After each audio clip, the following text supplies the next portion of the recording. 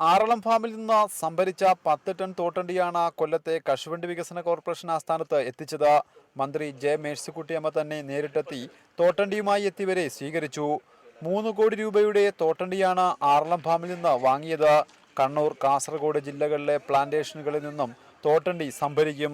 പ്രാദേശികമായി തോട്ടണ്ടി വാങ്ങി ഫാക്ടറികൾ തുറക്കാനുള്ള നീക്കത്തെയും ഒരു വിഭാഗം വിവാദമാക്കാൻ ശ്രമിച്ചെന്ന് മന്ത്രി ജെ മേഴ്സിക്കുട്ടിയമ്മ പറഞ്ഞു. വെല്ലുവിളിയെ ഏറ്റെടുത്തുകൊണ്ട് ആരെല്ലാം എന്തെല്ലാം പറഞ്ഞാലും ഏതെല്ലാം കുതന്ത്രം മെനഞ്ഞാലും ഇതിനെ ലാഭത്തിലേക്ക് കൊണ്ടുപോകാൻ, നഷ്ടരഹിത ബാധ്യത അജണ്ട ചെറുതെങ്കിലുമായ ലാഭത്തിലേക്ക് കൊണ്ടുപോയി ഞങ്ങൾ ഈ സ്ഥാപനം പ്രവർത്തിപ്പിക്കും എന്ന് പ്രതിജ്ഞ എടുക്കുന്നതിന്റെ ഭാഗമായിട്ടാണ് നാടൻ തോട്ടണ്ടി നമ്മൾ സംഭരിച്ചത്. അവിടെയും ഉണ്ടായിരുന്നു കൊട്ട നിറയെ വിവാദങ്ങൾ.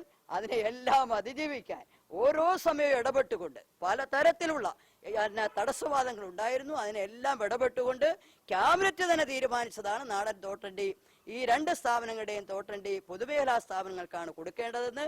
ക്യാബിനറ്റിന്റെ തീരുമാനം വന്നതിന് ശേഷവും അത് എങ്ങനെയാണ് ദുർബലപ്പെടുത്തുക എന്ന പല തരത്തിലുള്ള ചെറുത്തുനിൽപ്പുകളും എതിർപ്പുകളും എല്ലാം ഉണ്ടായിരുന്നു.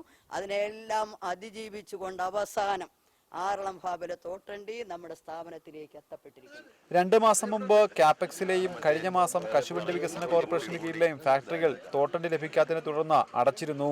ഷമീർ, റിപ്പോർട്ടർ, കൊല്ലം.